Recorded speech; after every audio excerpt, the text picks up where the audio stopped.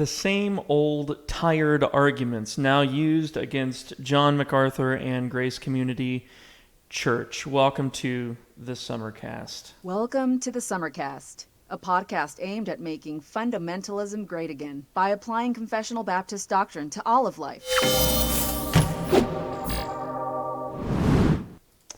Well, I gave you guys an update the other day as to what all the break was about and all that, why I was gone for about 2 months. I was working on moving and getting things situated, and now that has occurred, I am back, and praise be to God for that. I am so grateful to my local church, of which I'm the pastor by God's grace and His grace alone. So much help from them in moving, getting things moved. We didn't have to hire anybody. The only thing I had to really hire out was a U-Haul truck, and that was it. And we would have had to get two if it weren't for one of the families in particular lending their trailer to us. So extremely grateful for God's people. It was just a wonderful example of them being there for me, and I see it all the time, them being there for one another, and it's just such a blessing to see that play out in the local church. And the grace of God is evident in all of that. Anyway, this is the new office. This is the new studio, and you can tell it echoes a little bit because there's actually pretty high ceilings here. It's probably 8 or 9 feet, probably 8 feet. So there's an echo, and you can probably notice that in the audio. I'll try to figure out how to kind of maybe tone that down, maybe get a splashback for this mic here. I don't know if that'll help, but anyway, I think we can deal with it for a little while at least.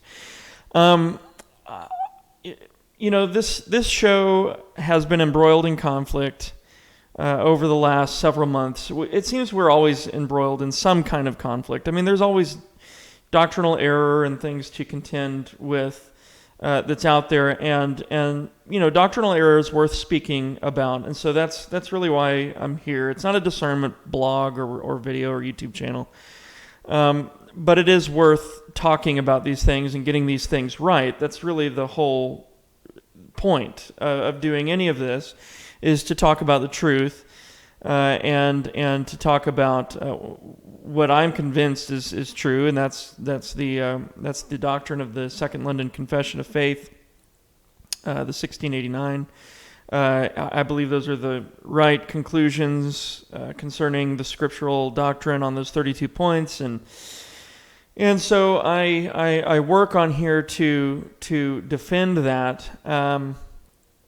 And really, this issue is no different. It's the issue that we've been dealing with for the last several months, and that is the nature of the church, especially as it relates to the lockdowns and just the blatant overstep of our elected officials and shutting down churches and what churches should do in that case, and how to react to the virus. And there's just so many moving parts to this problem that it's hard to sort it out.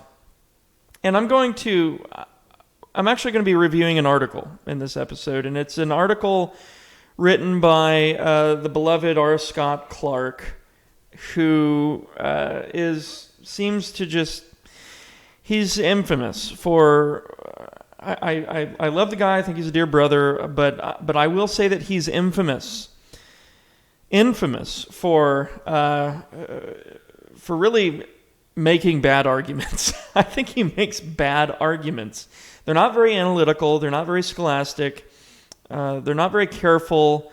And I say that really in relation to my experience with them concerning the whole Doug Wilson thing and Federal Vision and all that. If you want to see what Federal Vision's all about and the problems with it, go revisit my partial series. It's not complete yet, but it's on this YouTube channel. Just search on my YouTube channel, Federal Vision.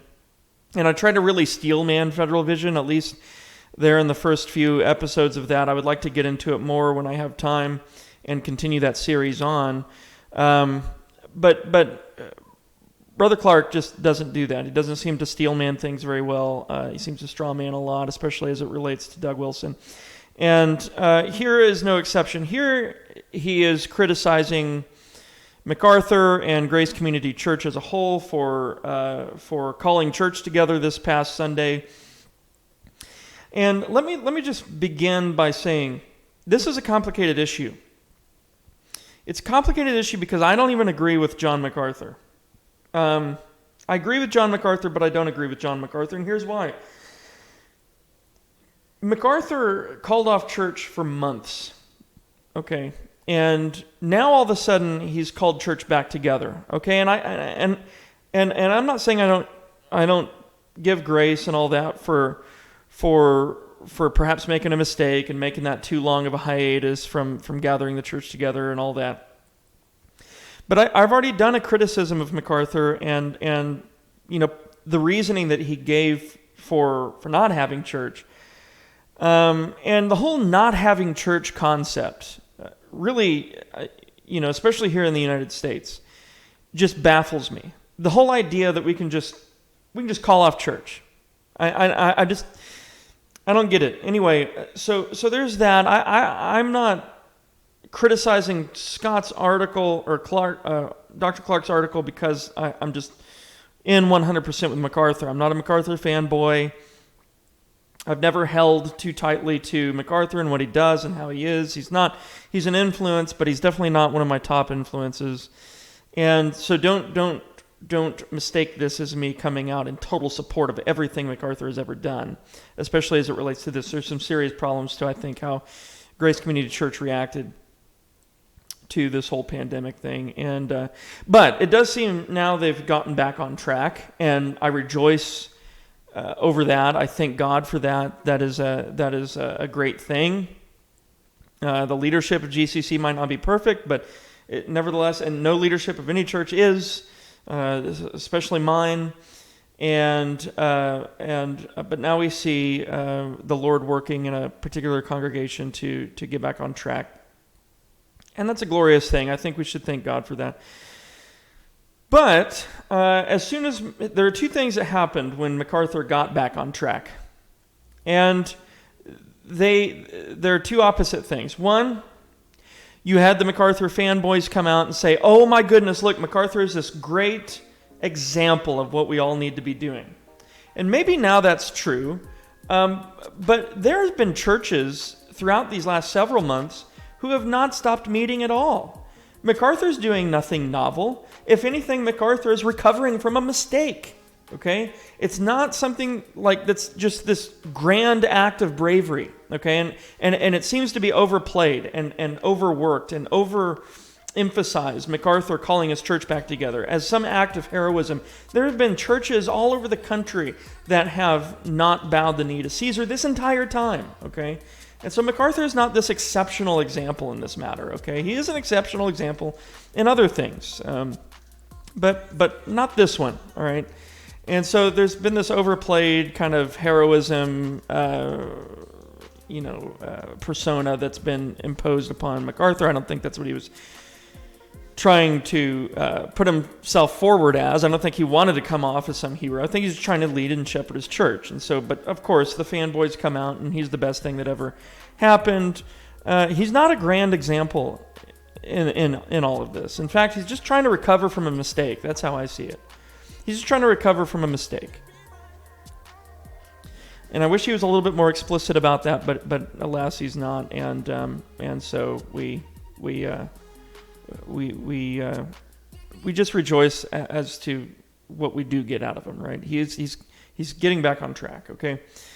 The other side of it, however, is the people who come out and criticize MacArthur for bringing his church back together and trying to pastor his flock. So, really, the guy can't win.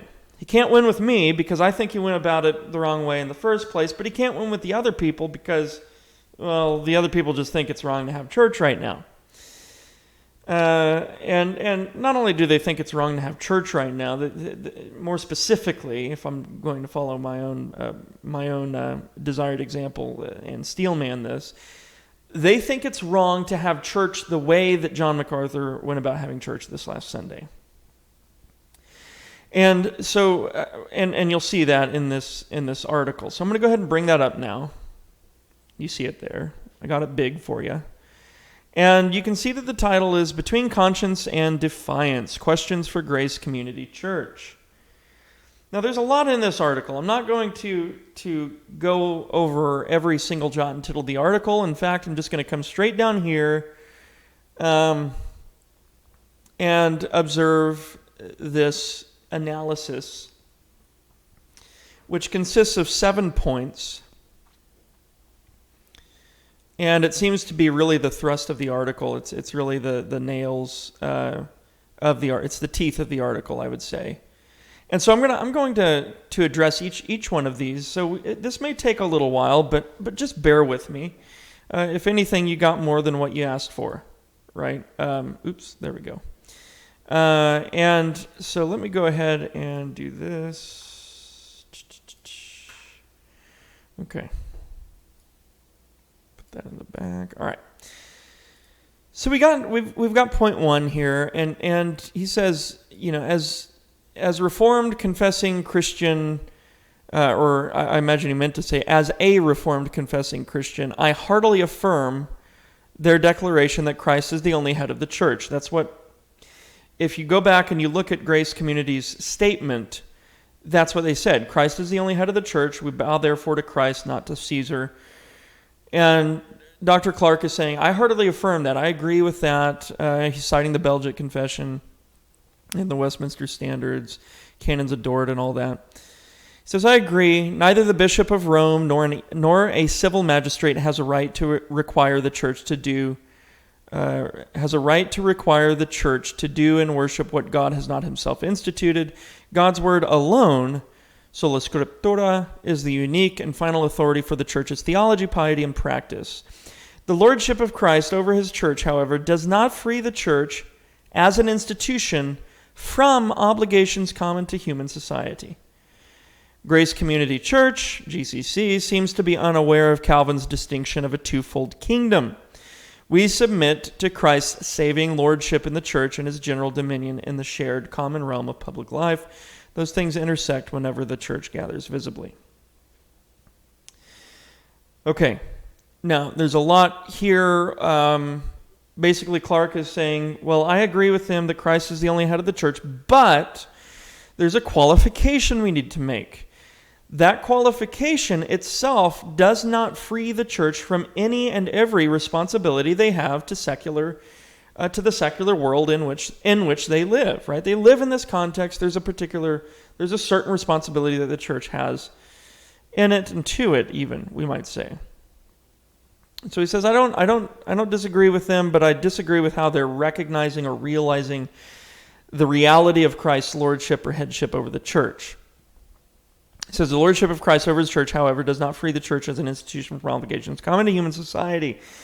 And then he says, Grace Community Church seems to be unaware of Calvin's distinction of a twofold kingdom.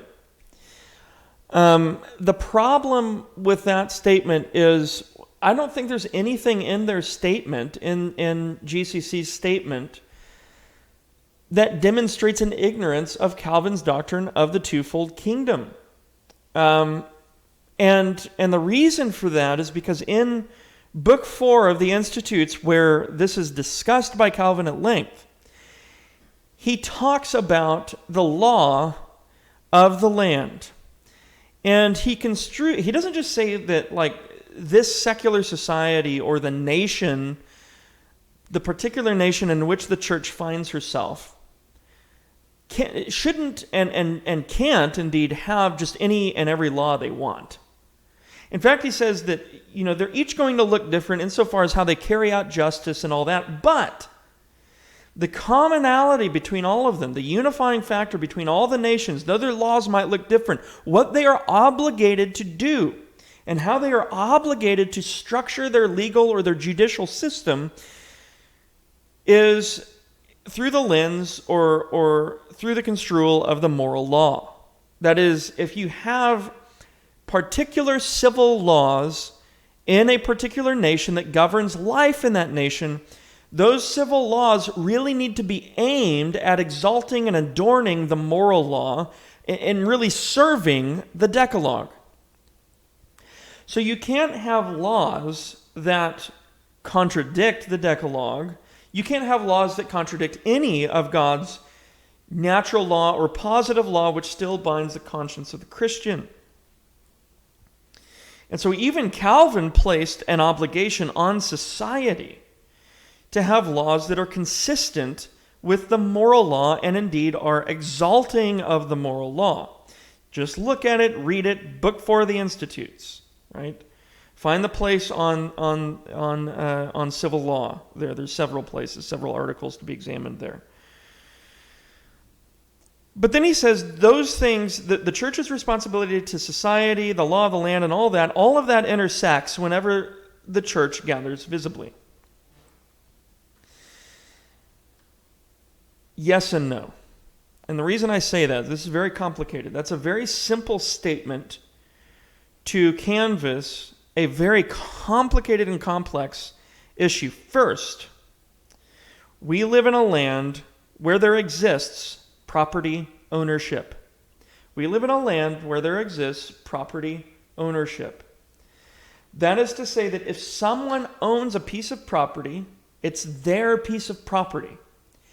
And if the state comes in and tries to determine what a person can and can't do with their property, or if they come in and take their property from them, it's a violation of God's law, right? That's a very complicated situation that we get into only in a free society, or at least a semi-free society like the one in which we live, all right? Is that there's property ownership rights for the people. And so when a person owns property, or let's say an entity like a church owns property, it is their property. When the government comes in and begins acting like it's their property instead, saying you can't meet on it, you can't gather on it, you can't do this or you can't do that, then it is a form of theft. I think a very compelling argument can be made that it is a form of theft. If it is their property, it's not the government's property, and the government doesn't have rights to it. All right? And so this is it's almost as if Clark wants to just act as if everybody lives in monarchical England or something like that, where the monarch owns all the land, right? And if anybody owns any land or has any private land of their own, it's been given to them by the monarch, okay? We don't live in that context. We live in the United States of America where there is legitimate property rights, okay? And so actually that last sentence, those things intersect. In other words, the demands of the magistrate intersect with the gathered church. Does and doesn't. Obviously, you can't murder someone on your private property, right? But that's an article of natural law. That's God's law right there. Thou shalt not murder. You can't murder anybody anywhere, right? But when a government makes up a regulation and says you have to do this everywhere, or it says you can't even use your property. You can't use your property. It has then commandeered the property that is owned by someone else. That's a form of theft. And it's almost like Clark would say, no, they're just borrowing it, right? They're just borrowing it. They're just saying, well, let us have it for a little bit for the sake of the common good, and then you can come back to it later when we say you can come back to it. No, that's not how property ownership works. So it's a very complicated issue that in point 1 here, he's just glossed over with a simple last statement. These things intersect whenever the church gathers visibly. No, they don't. Not in an unqualified sense. Because the church, if it owns that property, it has a right to be at that property. Again, just like a person, if you own... Clark, I wonder if Dr. Clark would say the same thing about his home. If the government came in and said, nope, you and your family need to leave your home, you need to go to a hotel, would you just be like, okay, you have a right to tell me to do that, right? No, of course not. Because you own your home. There are property rights here. Right? Whereas in monarchical England, like in the Middle Ages, the king's men could come and remove someone from their home, especially if they were serfs, because they're living on the king's land. That's not the case here. And so we need to be careful not to just escape or elude the nuances of the society in which we live, because we don't live in monarchical England, we don't live in a communist dictatorship. There are property rights here. And so there are things the government legally cannot do to a person's or an entity's property that they own. It's illegal for the government to do that. And for us to just roll over and say, well, you can do it because you're the magistrate, is to encourage lawlessness in our land. It's not to obey anything. It's not to obey Romans 13. It's not to uphold our Constitution. It's not to be good stewards of our society. It's to roll over and encourage lawlessness. Okay, moving on from point 1. Secondly, he says, GCC does not appear to have distinguished between meeting indoors and outdoors. No, this is the closest thing he gets to a legitimate critique. In fact, I think MacArthur's church was meeting outdoors for a while, but at limited capacity. And a church meeting at limited capacity is not gathering legitimately. Okay, if you take the church, if the local church is defined by its local membership, then if you have limited capacity where the entire church is not being gathered, you're not gathering properly. All right, so the problem here is, this is true. What he says here, he says, the GCC statement complains that the state will not permit them to gather for worship, but that does not seem to be quite accurate. The Safer Los Angeles regulations, updated July 16th, 2020, seem to permit outdoor gatherings where participants practice social distancing and wear masks. This is true. However, from MacArthur's point of view, if California is saying you have to gather outside, but the reality is that when you gather outside, you are forbidden or restricted from gathering the entire congregation, then there's a problem. There's my son. He's decided to come visit us. Hey, buddy. Hey, how about you go to Mama? Go to Mama, okay? Go back to Mama.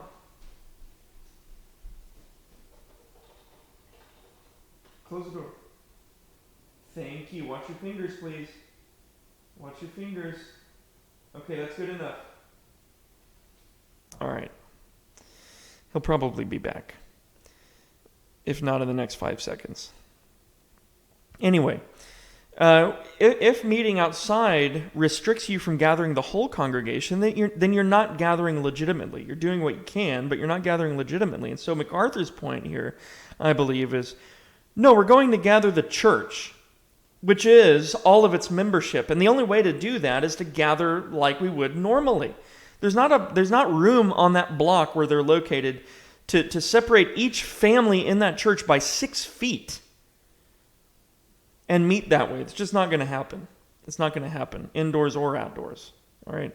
And so they made a decision to meet publicly, or meet normally. Now, as for the mask thing, no pastor has the authority to tell their congregation they have to wear masks. Again, if this is an independent church, and it is, it means the congregation owns the facilities. The congregation, not the pastor, not the presbytery, but the congregation. This is the same thing. This is the same way it plays out at my church. I don't own our church building. The congregation does. And so I can't tell the congregation what to do, right, in their church building that they own. I can't tell them what to do. I can't make a command decision and tell them what to do in that church building. I'm not going to tell them all to wear masks, especially if some of them are sick. Okay, think about this. And by sick, I don't mean like sick with some contagion. I mean like sick, they have lung problems or something like that. And they can't breathe with a mask on, or they're older and it would restrict their oxygen level and cause them to inhale a bunch of carbon dioxide and everything else. I'm not going to tell them to do that, because guess what? If I tell everybody to wear a mask, anyone who can't wear a mask because of physical ailments or something like that is now excluded. I'm a partialist now, because now I'm only favoring the people who can wear masks, and all the people who can't wear masks, you just stay home, it doesn't matter, you don't need to be here. No, I'm not going to do that. I'm not going to do that as a pastor, and MacArthur's not going to do that, and that's great. That's great. And then he compares it with an example from his own church. He's responded to California's fairly draconian regulations by staying at home under phase 1, and then by meeting in a drive-in service in the parking lot. And now we are meeting out of doors, wearing masks, and practicing social distancing. Yeah, Escondido's a lot more open than where MacArthur's church is located. So that's going to be a little bit more. That's not really a good comparison. I know what Escondido looks like. I know where it is.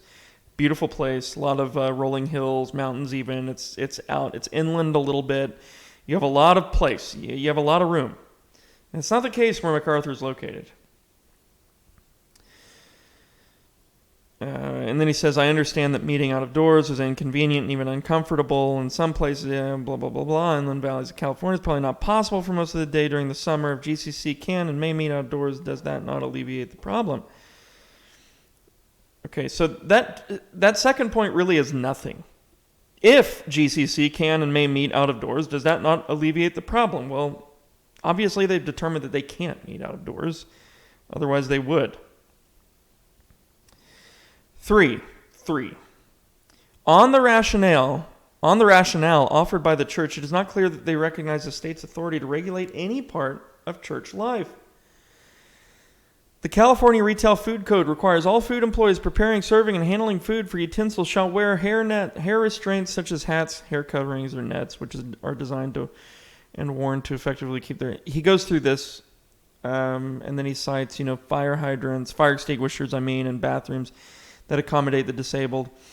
And his argument, if they abide by those things, which we know they probably do, obviously, then why not the mask thing and the social distancing during worship? Well, again, it's a matter of principle. One of those things is a parapet around a roof. Fire extinguishers, wheelchair accessible bathrooms, food regulations, all of those things could be chalked up to really parapets around a roof. The masks, not so much, and the reason for that is because of the professional debate that's going on right now concerning whether or not masks are even legitimate. And then social distancing, by the way, is totally random. The 6 feet rule has no grounding in reality. Absolutely no grounding in reality. In Europe, they're doing something like 3 or 4 feet, right? Here they're doing 6 feet. It's a total arbitrary number. And so to say that, these are definite ways by which we might keep someone safe, no, that's not true. Is a fire extinguisher something that allows us to keep each other safe? Absolutely. It's saved lives before, right? But there's really no data telling us that these masks save lives. In fact, there's actually research out there to suggest that they're detrimental to health. Think about the recycling of your own carbon dioxide. That's not, you don't go start your car and sit in the garage, right? Unless you want to kill yourself. And there's a micro version of that that's happening behind your mask. You're trapping those carbon dioxide gases. The other thing you're doing is you're really not preventing yourself from being contaminated or from getting the virus at all. You may be preventing some water droplets from getting out of your mask, although that's questionable. The other thing is I've been across the country in this thing, and I've seen that in gas stations or at gas stations around the country, and even here in my own local area, these disposable masks just like tumbling across parking lots. What's the original research say? These droplets with the virus in them can last for like 48 hours or something like that. And these masks have been worn by people probably for 8 hours or more, tumbling across parking lots as litter. Our deacon, one of our deacons who's 84 years old, was out mowing the lawn the other day on his own accord. He chooses to do that, by the way. And while he was doing it, picked up like 4 of those masks. Does that not cause another health concern? These masks are blowing around everywhere. Look at the big picture, guys. Just this is insane. It's insane.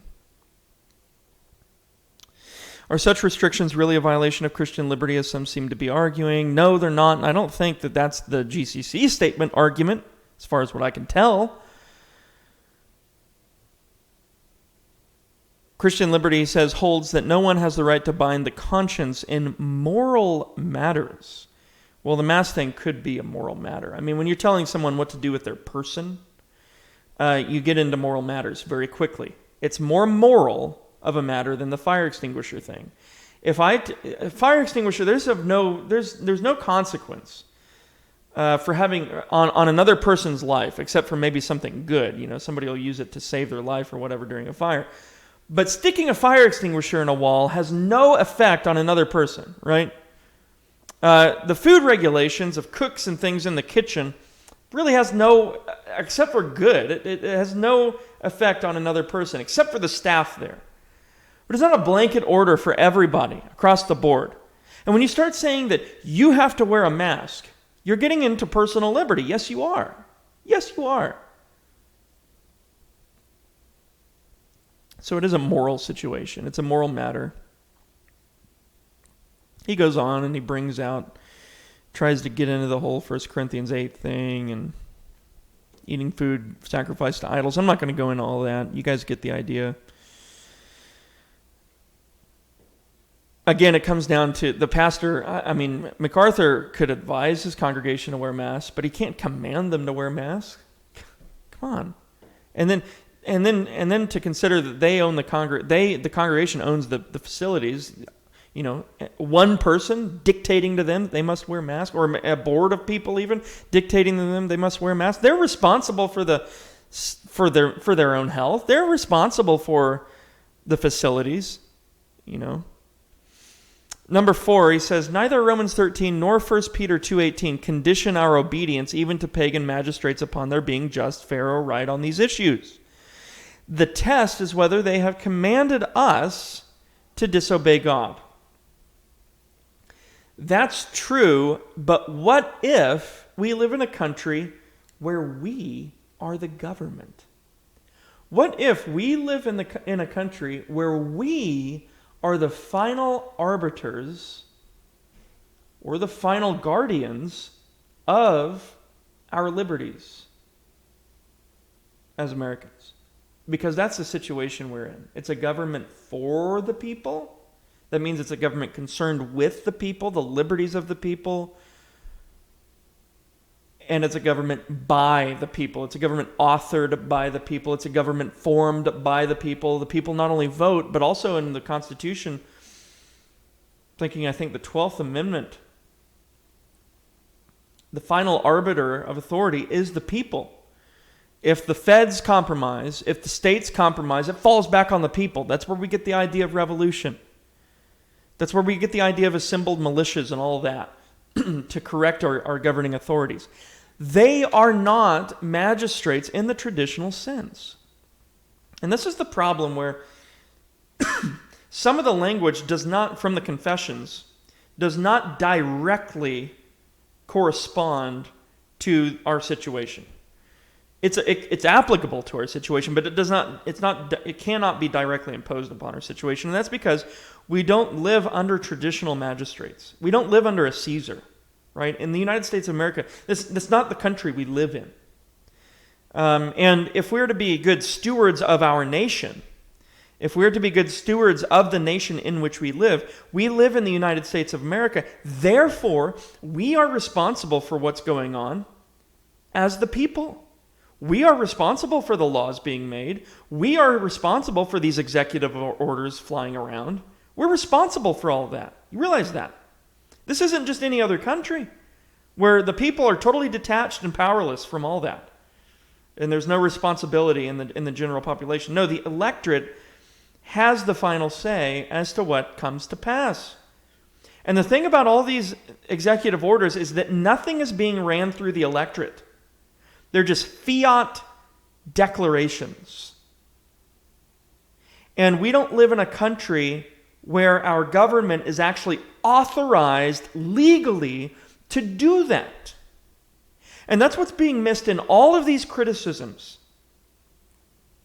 is the subjective way in which Romans 13 applies to Christians. And when I say subjective, I don't mean it to just be interpreted any way we want. I mean that the application of it falls to Christians who live in different places under different governments and are therefore responsible in different capacities and to different extents. If I lived in Mexico, I would not have the same responsibilities down to the particular responsibility that I would have here. If I lived back in 15th century England, I would not have the same responsibilities or rights or legalities, or I would not experience the same legalities as I do here in 21st century America. And all of that nuance, as much as I hate to harp on nuance, all of that's being missed in these criticisms. Who is the magistrate? Who is the power or the governmental authority in this country? It's not only the state governors, it's not only the mayors, it's not only the president, it's the people. It's the people per our constitutional document. So that's why a conversation, if we're to be good stewards of our nation, if we're even to come close to obeying Romans 13 as Americans, we have to be familiar with our constitutional literature. It is a constitutional thing. GCC stayed away from the Constitution. I don't think they should have. In their statement, they avoided the constitutional baggage. I don't think they should have, because we live in such a unique situation as Americans.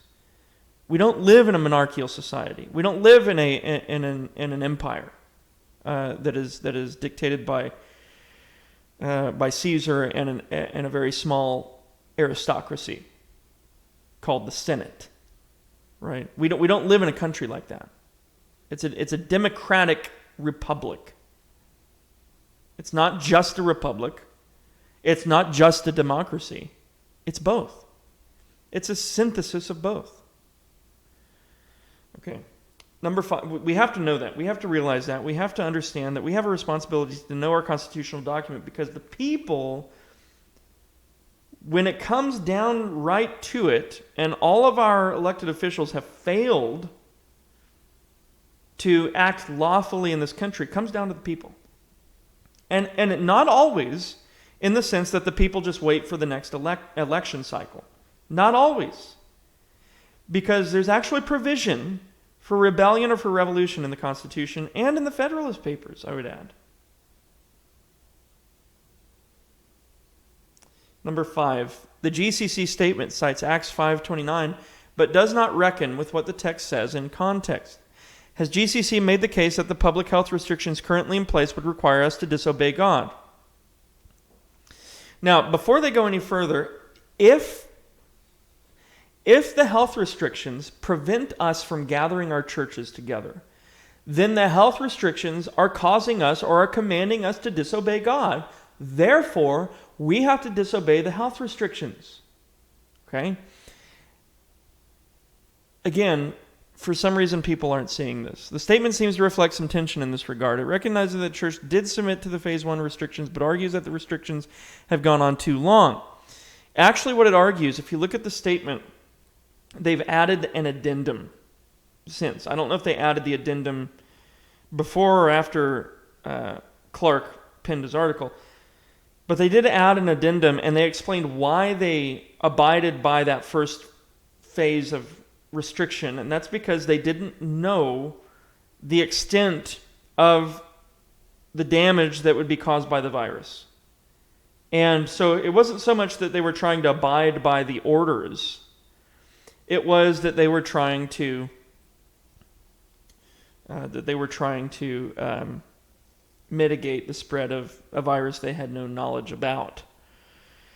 Now, I do kind of side with Clark on this point, because I think I remember MacArthur actually appealing to Romans 13 in order to justify them obeying the restrictions.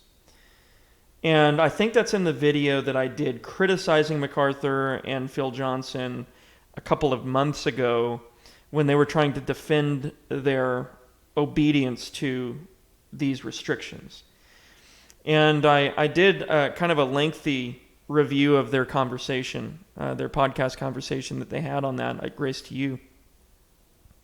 And I think I remember MacArthur appealing to Romans 13. In fact, I'm certain that he did. I think that was kind of actually the gist of the critique right there, was a correction of our understanding of Romans 13. And so, though the addendum, I think, says that, well, we weren't trying to obey, it wasn't so much we were trying to obey the restrictions so much as we were just trying to keep our congregation safe, I think there was some hesitancy there based on the restrictions. So I don't think point 5 in Scott's critique is so much unwarranted. But I actually also think that the gist of point 5 really doesn't get at the issue that really he started with. He's trying to critique them gathering back together and disobeying the orders, but this really doesn't do that. This doesn't really play into that. It just points out perhaps an inconsistency at best. And so I'm just going to go on to 6. Were the building on fire, GCC would have safely evacuated everyone present in the interest of public safety. Were it the case that leadership of GCC believes that mass and social distancing contributed to the safety of the congregation, they would have required them, just as they required attenders, to be reasonably clothed and to evacuate in case of fire. Even in the case that the GCC leadership evidently discounts the value of mass and social distancing, have they adequately accounted for their neighbors, Christian and non-Christian? The statement says that non-Christians will not understand why GCC felt compelled to meet. That is likely true, but what if the photos of the assembly showed congregants massed and distanced? Again, he's missing the point here. That auditorium does not have room for the congregation if they were to be masked and distanced. I mean, not necessarily masked, but distanced. And then with the mask, you have the issue we've already brought up, right? And that's that you have some people who couldn't come if they were made to wear masks. You also have the issue that, well, the congregation owns the building. They own the facilities. And in case of a fire evacuation, it's not a debated thing. If there's a fire and you stay in the building, you're going to die. This whole thing with the masks and the coronavirus and the effectiveness of the treatment and the testing and the numbers and all of it is debatable. All of it has been shown to be, in terms of the numbers, inflated. The masks have been questioned ever since the beginning. Even by Dr. Fauci in the very beginning, the masks were questioned. Now all of a sudden everybody has to wear masks. We don't know why. There's no solid research behind it. Just everybody wear masks. It's a groupthink thing. So you have this kind of situation where really there are telltale signs that our liberties are actually being obstructed on purpose by our government. And with a fire in a building, it's not that case. Everybody knows that they stay in the building, they're going to die. They leave voluntarily, right? They hear the fire alarm, they get out. Goodness gracious. What a silly comparison. You'd expect something better from a scholar, right? Lastly, the 7th. The early Christians were martyred not because they had no regard for their neighbors, but because they would not conform to the Roman demands that the Christians conform to the state religion by denouncing Christ and making an offering to the Roman gods. Now, I'm going to reread that, but in slightly different terms. The early Christians were martyred not because they had no regard for their neighbors, but because they would not conform to the unconstitutional demands and unbiblical demands that the Christians stop obeying Hebrews 10:24 and 25 and conform to the state religion by denouncing Christ through the obstruction of worship or through the refusal to worship and making an offering to the Roman gods, which in our context would obviously look like just not worshiping. Just not worship, right? Not gather for worship. The whole online thing's a farce. That's not worship. That's not how it's prescribed in the scriptures, right? You must be gathered together as a congregation to worship. That's the only way to corporately worship God. Our apologist, Justin Martyr, did not prescribe social or public health policy to the pagan government. Well, John Calvin did. Are you saying John Calvin is out of line with early Christian orthodoxy? John Calvin, again, in Book 4 of the Institutes, did prescribe that every nation's laws, though they would be different in letter, would in substance exalt and adorn the moral law of God. That it would serve the moral law of God. So is Calvin out of line there? I mean, you got to deal with that. If you're going to be honest, if you're going to really steelman this thing, do the hard work. There was actually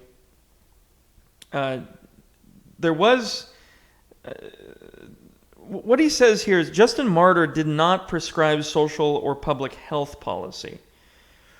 Well, that's not what MacArthur is doing either. He's not prescribing public health policy.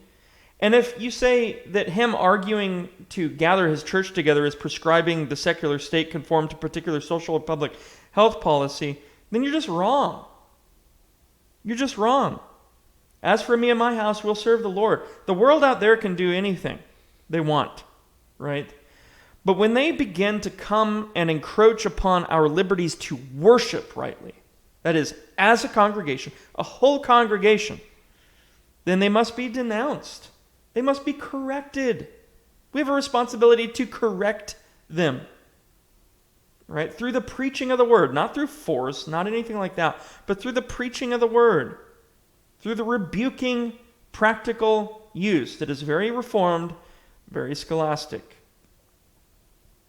They asked, in effect, for a secular government, and of course, I think we asked for that too. I don't think GCC is not asking for that.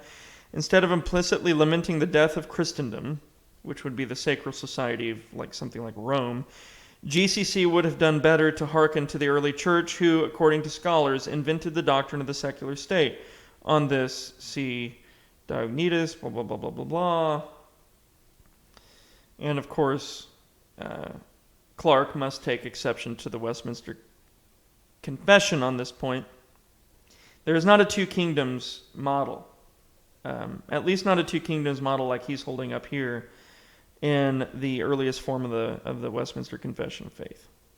There isn't a second London. You can come over to the second London and be at home, but not in the second, and not in the Westminster. Anyway, I am done here. This has gone on longer than I would have liked to have had it go on. And I hope that was profitable and useful to you as you think through these issues, because these are issues. This is going to be one of the single most significant issues that the church wrestles with in this decade, if not this century. It is the nature of the corporate gathering. And I think what will come into that is going to be the Christian Sabbath, the Lord's Day, the nature of the Lord's Day.